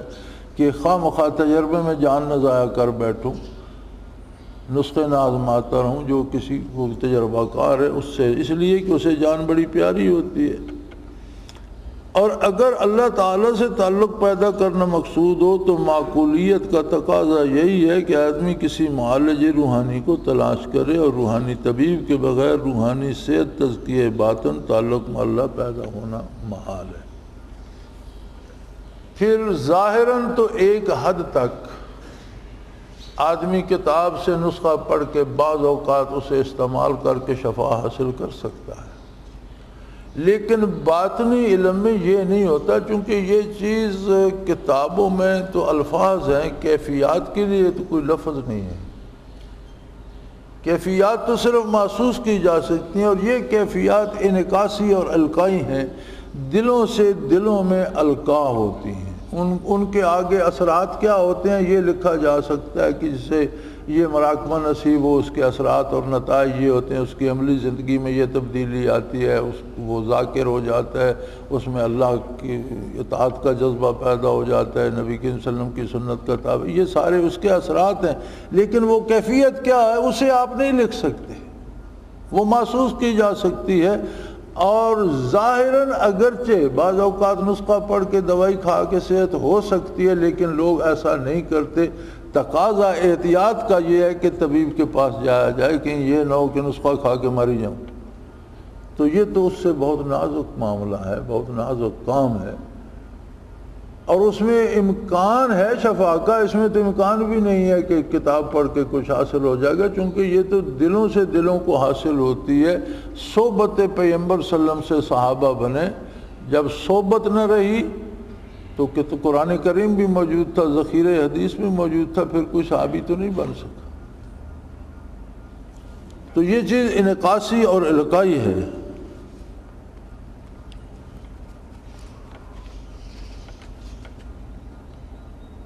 اس لیے اس کے لیے صحبت شرط ہے، اور بغیر صحبت کے حاصل ہونا محال ہے۔ آگے فرماتے ہیں منازل سلوک. سلوک کے منازل یا مراقبات یا جنہیں آپ انگریزی میں اسٹیشنز کہتے ہیں، مقامات کیا ہیں؟ سلوک کے ابتدائی مناظر، جب سالک کے لطائف منور ہو جائیں اور اس میں مزید استعداد پیدا ہو جائے تو شیخ کامل اسے سلوک کی منازل اس ترتیب سے طے کراتا ہے. اول استغراق اور رابطہ کرایا جاتا ہے، یعنی لطائف جب روشن ہو جائیں، ان میں ایک قوت پیدا ہو جائے تو پھر سارے لطائف کے انوارات قلب پہ جمع کر کے اسے رابطہ کرایا جاتا ہے. رابطہ ایک عجیب قوت ہے جس میں بنیادی طور پر ایک استغراقی کیفیت پیدا ہو جاتی ہے. استغراق کا مطلب ہوتا ہے پوری طرح ایک طرف متوجہ ہو جانا، یعنی دنیا سے کٹ کر، ماحول سے کٹ کر اللہ کریم کی طرف متوجہ ہو جائے، ذکر الہی کی طرف متوجہ ہو جائے اور اس کا بلائی مقامات سے رابطہ ہو جائے. یہ رابطہ بہت بڑی نعمت ہے اللہ کی. اور اصحاب کہف کے بارے میں بھی آتا ہے کہ وَرَبَطْنَا عَلَىٰ قُلُوبِهِمْ، جب وہ مخلوق سے کٹ کر غار میں آ گئے تو ہم نے ان کے دل کو رابطہ عطا کر دیا. ہم نے ان سے رابطہ سے مطلب ہے کہ دنیا و ما فیہا سے کٹ کر متوجہ اللہ ہو. اب یہ رابطے کا کمال تھا کہ وہ 300 سال غار میں سوتے رہے اور نہ انہیں کوئی تھکاوٹ ہوئی، نہ بھوک لگی، نہ پیاس لگی، نہ آنکھیں کھلی. اسی استغراق میں 300 سال بسر ہو گئے. تو رابطہ کرایا جاتا ہے کہ وہ دنیا، ماحول، دنیا کی یاد، دنیا کی باتوں، اس سب سے کٹ کر متوجہ اللہ ہو جائے. پھر اس کے بعد مراقبات ثلاثہ، پھر دوائر ثلاثہ، پھر مراقبہ اسم ظاہر والباطن، پھر سیر کعبہ، سیر صلاۃ، سیر قرآن، اور اس کے بعد فنا فی الرسول کی منزلات. اب یہ سارے مراقبات الحمدللہ آپ جانتے ہیں، تو اس پر میں زیادہ بات نہیں کرتا. استغراق ایک کیفیت ہے، اس کی صحیح حقیقت تو مستغرق کوئی معلوم. استغراق ایک ایسی کیفیت ہے کہ اس کا حال تو اسی کو معلوم ہوتا ہے جس پر استغراق وارد ہوتا ہے. مگر اتنا بیان کیا جا سکتا ہے کہ اس میں جسم کی مادی آنکھیں محو خواب ہو جاتی ہیں، یعنی مادی آنکھ بند ہو جاتی ہے، مادی کان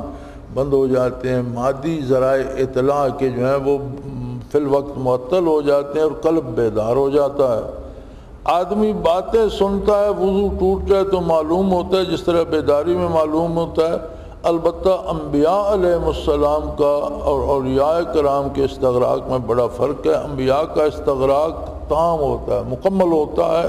ناقص وضو نہیں ہوتا. انبیاء کا وضو استغراق میں نہیں ٹوٹتا، بلکہ انبیاء کی نیند بھی استغراق ہوتی ہے اور ناقص وضو نہیں ہوتی. کتنی حدیثیں ملتی ہیں کہ حضور مسجد میں تشریف لائے، فجر کی سنتیں ادا کیں اور آپ لیٹے اور سو گئے، اس لیے کہ حضور کی عادت مبارک تھی کہ جب آپ سو جاتے تھے تو آواز آتی تھی، ہلکے ہلکے خراٹے لیتے تھے. تو جب تھوڑی دیر آپ کی آنکھ لگ گئی، آپ سو گئے، پھر حضور صلی اللہ علیہ وسلم سو جاتے تو کوئی آپ کو بیدار نہیں کرتا تھا، کیونکہ بعض اوقات نیند میں وہی شروع ہو جاتی تھی، لہذا کوئی نہیں چھیڑتا تھا. تو پھر حضور خود ہی اٹھ جاتے اور اٹھ کر فرض پڑھا دیتے اور وضو نہیں فرماتے تھے.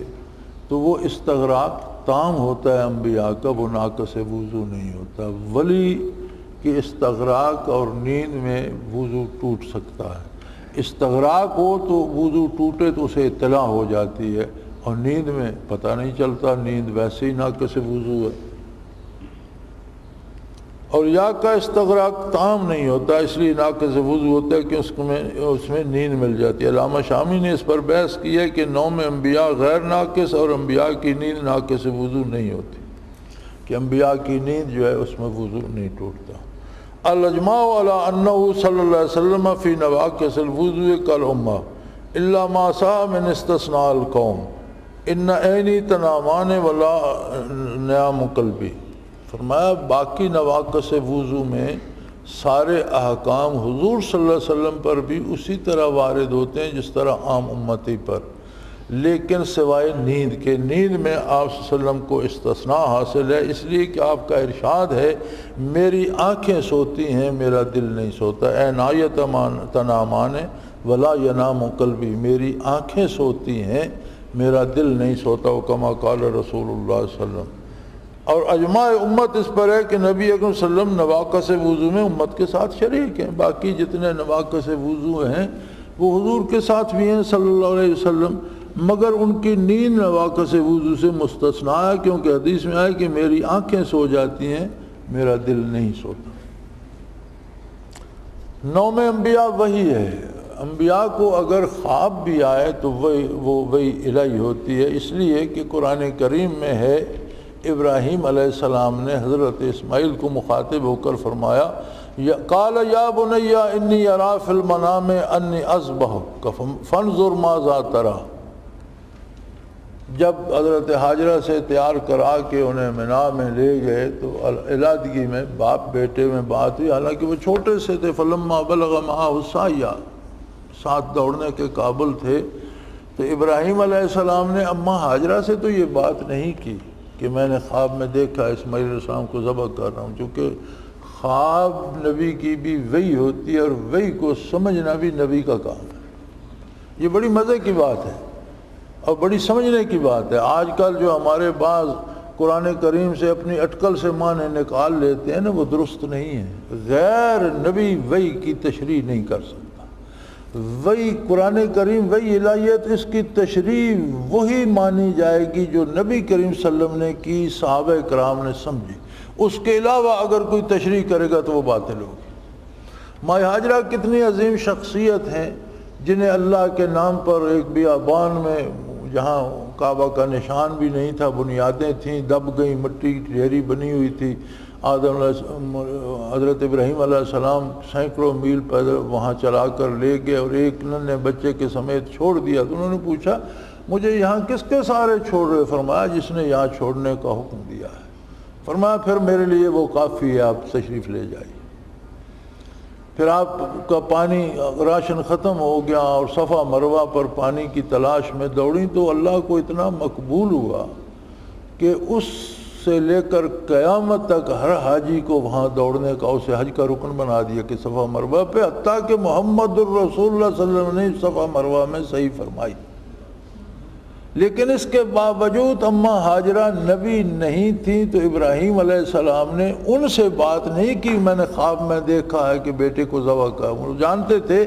کہ وحی کو سمجھنا نبی کا کام ہے۔ اسماعیل علیہ السلام تو نبی تھے اللہ کے، اگرچہ کم سن تھے، لیکن جب علیحدہ ہوئے باپ بیٹا تو ان سے بات کی، قالا یا بنیا انی ارا فی المنام انی اذبحک فانظر ماذا تری، بیٹا میں نے خواب دیکھا ہے کہ میں آپ کو ذبح کر رہا ہوں، فانظر ماذا تری، ذرا غور کر اس میں اب تمہاری کیا رائے ہے، آپ کیا کہتے ہو؟ اب جواب سنیے، وہ فرماتے ہیں قال یا ابت افعل ما تؤمر، انہوں نے خواب کی بات نہیں کی، انہوں نے فرمایا اللہ کا نبی ہے ابا جی، تو اللہ کا نبی ہے، تیرا خواب وحی الہی ہے اور تجھے وحی سے حکم دیا جا رہا ہے کہ مجھے ذبح کر، اس لیے کر گزر، تفعل ما تؤمر، جس کا حکم دیا جا رہا ہے وہ کر گزر، ستجدنی انشاءاللہ من الصابرین۔ آپ کو جو فکر ہے کہ میں کم سن ہوں لیکن اللہ کا نبی ہوں، مجھے بھی آپ صبر کریں، جس طرح آپ صبر کریں گے کہ بیٹا ذبح کر دیں گے، میں بھی صبر کروں گا کہ ذبح ہو جاؤں گا۔ تو یہ قاعدہ بھی سمجھ آ گیا کہ وحی کا مفہوم اور تشریح کرنا یہ نبی کا کام ہے، غیر نبی کا نہیں۔ ہم جتنی تشریح کریں ہمیں ثابت کرنا پڑے گی کہ حضور سے یہ ثابت ہے اور صحابہ کرام نے یہی سمجھا، اس کے علاوہ جو تشریح ہوگی وہ باطل ہوگی۔ یہ باطل فرقے جتنے ہیں ان کی بنیاد اس بات پر ہے، اسلام میں جتنے باطل فرقے بنے ان کی بنیاد اس بات پر ہے کہ وہ قرآنی آیات کو معنی اپنی مرضی کے پہناتے ہیں۔ اگر اس بات پہ ساری امت متفق ہو جائے کہ وہ تشریح سمجھی جائے جو صحابہ نے سمجھی تو آج بھی اسلام میں کوئی فرقہ نہیں بنتا۔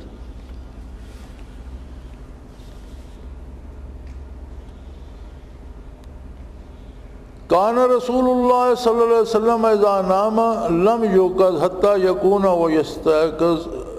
لا ندری ما یحدث فی نومہ، اور فرمایا جب یہاں یہ دلیل دی ہے کہ انبیاء کا خواب وہی ہوتا ہے کہ اسماعیل علیہ السلام نے حضرت ابراہیم سے کہا کہ آپ کو وہی میں حکم دیا گیا ہے، انہوں نے کہا میں نے خواب دیکھا، انہوں نے کہا نہیں یہ وہی الہی ہے، آپ یہ کر گزریے۔ اسی طرح فرماتے ہیں کہ حضور اکرم صلی اللہ کان رسول اللہ صلی اللہ علیہ وسلم جب حضور اکرم صلی اللہ علیہ وسلم آرام فرماتے سو جاتے لم یوقظ تو انہیں کوئی نہیں جگاتا تھا، حتیٰ کہ آپ خود جاگ اٹھتے، اس لیے کہ کوئی نہیں جانتا کہ نیند میں ان سے کیا بات ہو رہی ہے، نزول وحی ہو رہا ہے یا کوئی آپ پر کوئی کلام نازل ہو رہا ہے یا آپ خواب دیکھ رہے ہیں، اس لیے حضور کو بیدار نہیں کیا جاتا تھا۔ ابن کثیر اور بخاری میں قال ابن ابی عمیر رؤیا الانبیاء وحی و ابن عمیر جلیل القدر تابعی، حضرت ابن عمیر جلیل القدر تابعی ہیں، وہ فرماتے ابن کثیر تفسیر ہے، انہوں نے بھی نقل فرمایا، بخاری شریف نے بھی نقل فرمایا کہ وہ فرماتے ہیں انبیاء کا خواب وہی ہوتا ہے۔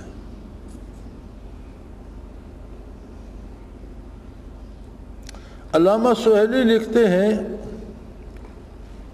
حتی آتوہ لیلتاً اخری فیما یرا قلبہ وتنام عیناہ ولا ینام قلبہ کذالک الانبیاء تنام عینہم ولا تنام قلوبہم۔ ملائکہ کرام رسول اکرم صلی اللہ علیہ وسلم کے پاس رات کو سوتے میں آئے، اس حالت میں حضور کا قلب بیدار تھا اور آنکھیں سو رہی تھیں، دل نہیں سو رہا تھا۔ اسی طرح انبیاء کی آنکھیں سو رہی ہوتی ہیں اور قلب بیدار ہوتا ہے، یعنی نبی کی نیند جو ہوتی ہے وہ استغراق ہوتا ہے جس میں آنکھ سو جاتی ہے اور دل بیدار رہتا ہے۔ فتح الباری میں ہے قال الخطابی وَإِنَّمَا مَنَعَ قَلْبَهُ مِنَ النَّوْمِ هِيَ الْوَحْيُ الَّذِي يَأْتِي فِي الْمَنَامِ، اللہ کریم نے آپ کے قلب اطہر پر نیند کو منع کر دیا تھا، نیند قلب اطہر پہ طاری نہیں ہوتی تھی، اس لیے کہ حضور کو نیند میں بھی وحی آتی تھی، قلب اطہر بیدار ہوتا تھا اور قلب اطہر پہ وحی نازل ہوتی تھی۔ وعن ابی ہریرہ ان رسول اللہ صلی اللہ علیہ وسلم قال بینما انا نائم رأیت فی یدی سوارین من ذهب فهمنی شانہما فاوحانی فی المنام ان انفخہما۔ حضور فرماتے ہیں حضرت ابو ہریرہ رضی اللہ تعالی عنہ روایت کرتے ہیں آقا نامدار صلی اللہ علیہ وسلم سے کہ میں سو رہا تھا تو میں نے خواب میں دیکھا کہ میرے ہاتھوں میں سونے کے کنگن ہیں، اور مجھے یہ دیکھ کر دکھ ہوا کہ یہ سونے کے کنگن میرے ہاتھوں میں کیوں ہیں۔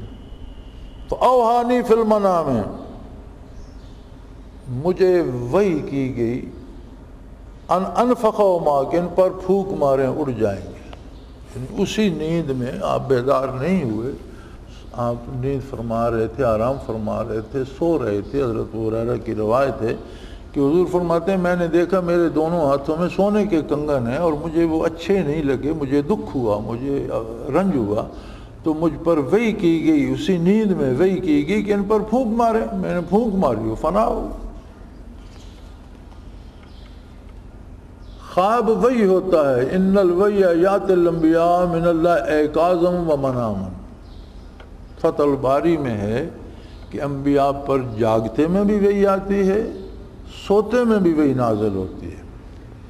نص قرآن سے حضرت اسماعیل علیہ السلام کا یہ عقیدہ ثابت ہوا کہ انبیاء کا خواب وحی ہوتا ہے، حدیث و آثار صحابہ کا یہی عقیدہ ثابت ہوتا ہے، تابعین کا بھی یہ عقیدہ تھا، فقہاء امت کا یہی عقیدہ تھا جیسا کہ شامی میں آ چکا ہے، بلکہ ساری امت کا یہی عقیدہ ہے جیسا روض العنف کی عبارت میں لفظ کذالک سے متبادر ہوتا ہے۔ اب یہاں یہ سوال پیدا ہوتا ہے کہ اگر انبیاء کی آنکھیں سوتی ہیں، دل نہیں سوتا، تو جس رات فجر کی نماز قضا ہو گئی اور حضور اکرم بیدار نہیں ہوئے، حضرت بلال بھی سوتے رہے، انہوں نے بھی اذان نہیں کی، تو پھر جب قلب اطہر بیدار تھا تو آپ اٹھے کیوں نہیں؟ سوال اسے لیلۃ التاریس کہتے ہیں کہ حضور کی نماز فوت ہو گئی اور نوم انبیاء میں قلوب غافل نہ ہوتے تو وقت نماز اور وقت طلوع شمس معلوم کر لیتے۔ اگر دل پر قلب اطہر پر نیند نہیں تھی تو قلب اطہر کو تو پتہ چل جانا چاہیے تھا کہ نماز کا وقت ہو گیا یا سورج طلوع ہو رہا ہے۔ فرماتے ہیں آفتاب چشم ظاہری کے مدرکات میں سے ہے۔ سورج کو ظاہر کی آنکھ دیکھتی ہے، مادی چیزیں یہ دو طرح کے مدرکات، نظر آنے والی چیزیں دو طرح کی ہوتی ہیں، ایک وہ چیز جسے مادی آنکھ دیکھتی ہے، ایک وہ چیز جسے دل کی آنکھ دیکھتی ہے، مادی آنکھ نہیں دیکھ سکتی۔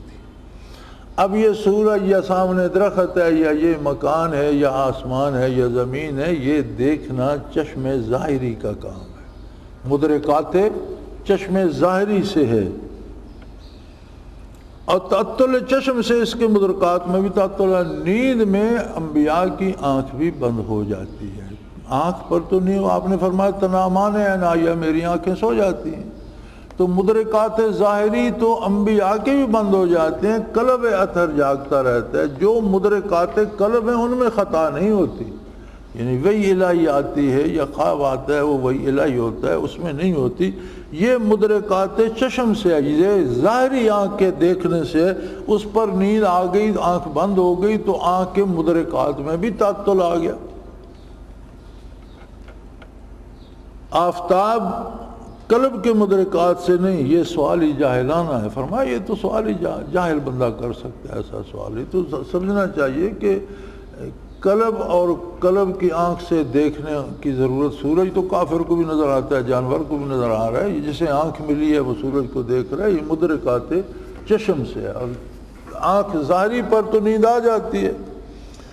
دوسری بات یہ ہے کہ استغراق میں قلب ما سوی اللہ سے منقطع ہو جاتا ہے اور انوارات و تجلیات میں مستغرق ہو جاتا ہے، کہ قلب تو متوجہ الی اللہ ہوتا ہے، ان چیزوں کی طرف وہ توجہ ہی نہیں کرتا۔ حدیث لیلۃ تعریس میں نبی کریم صلی اللہ علیہ وسلم اور صحابہ کرام رضوان اللہ غفلت کا سبب نیند ہی بیان کیا گیا، استغراق نہیں۔ جتنوں نے یہ واقعہ بیان کیا ہے تمام کتابوں میں اس کا سبب نیند کو ہی کہا گیا ہے، استغراق کو اس کا سبب نہیں کہا گیا۔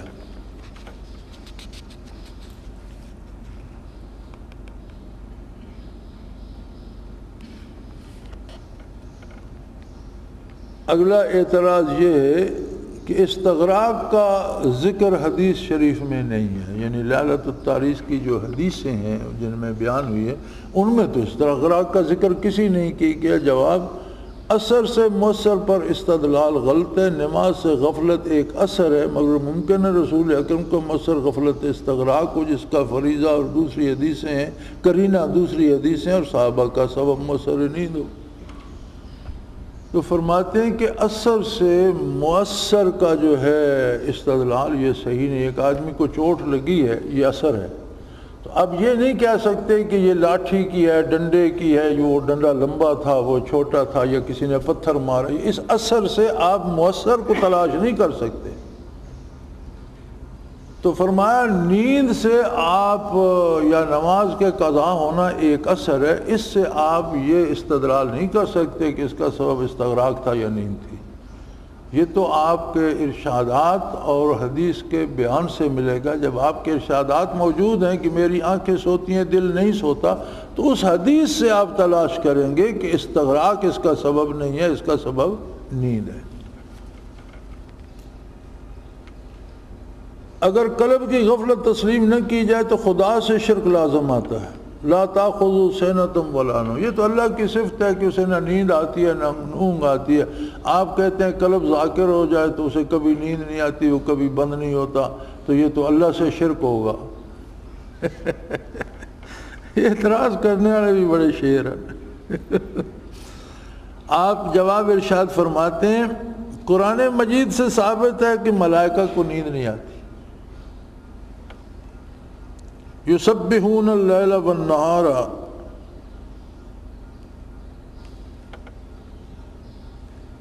پتہ نہیں کہ کیا لکھے نے، ولا یفترون،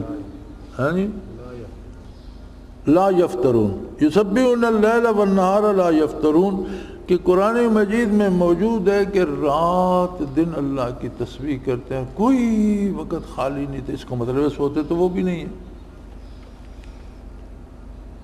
اب دیکھیے آیات الروم کی جلد 3 صفحہ 21 پر یہ اوصاف سلبیہ ہیں، اور اوصاف سلبیہ میں شرک نہیں ہوتا۔ آنکھیں خود حادث ہیں، حادث مسبوق بالعدم کو خالق کل سے کیا نسبت؟ آنکھیں خود فنا ہونے والی ہیں، اور ایسی چیز جسے فنا ہو کر معدوم ہو جانا ہو اسے اللہ سے نسبت دیتے ہیں، اور اسے آپ کہتے ہیں یہ شرک ہے۔ یہ شرک نہیں ہو سکتا۔ حدیث میں استغراق کے مذکور نہ ہونے کی وجہ سے رسول اکرم کی نیند کو سبب غفلت قرار نہیں دیا جا سکتا، کیونکہ حدیث شریف میں غفلت نومی کو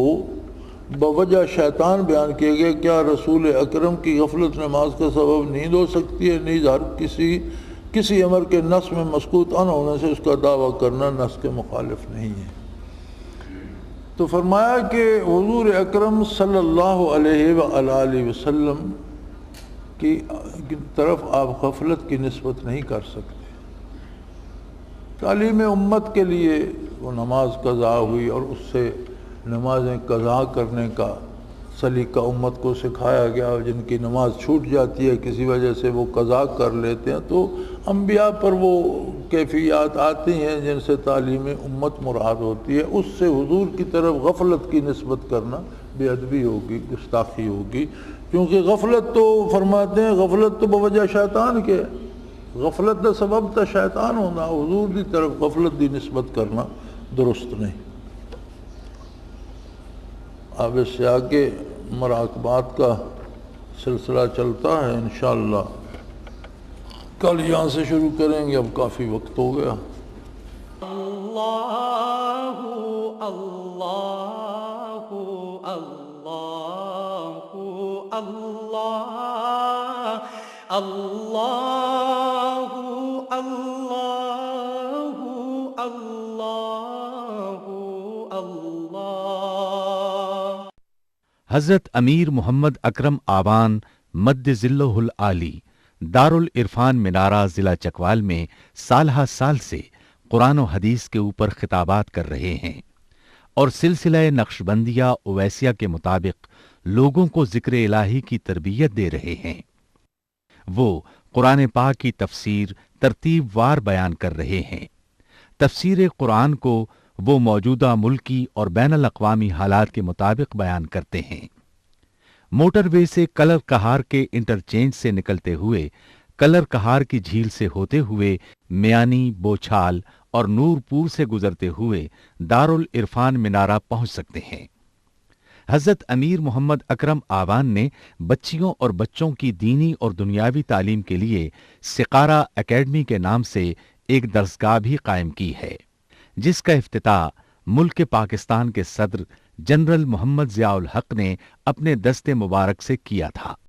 وہ تمام احباب جو اسلام کی طلب رکھتے ہیں ان سے گزارش ہے کہ دارالعرفان منارہ ضلع چکوال میں امیر محمد اکرم آبان صاحب کے خطابات سے مستفید ہوں۔ وہ ہر جمعے کو نماز سے پہلے بیان فرماتے ہیں۔ ہر ماہ کی پہلی اتوار کو ماہانہ اجتماع ہوتا ہے، جس میں آپ خصوصی خطاب فرماتے ہیں، اور پاکستان کے چاروں صوبوں سے احباب اس اجتماع میں شرکت کرتے ہیں۔ اس کے علاوہ یہاں سال میں 2 مرکزی اجتماعات بھی ہوتے ہیں، ایک رمضان المبارک میں اعتکاف کا اجتماع، اور دوسرا جولائی اور اگست میں 40 دن کا اجتماع ہوتا ہے، جس میں روحانی تربیت کی جاتی ہے۔ اپنا خون سیماب دے کر اتنا ہم کر جائیں گے، نام آقا کا چمن میں پھر رقم کر جائیں گے۔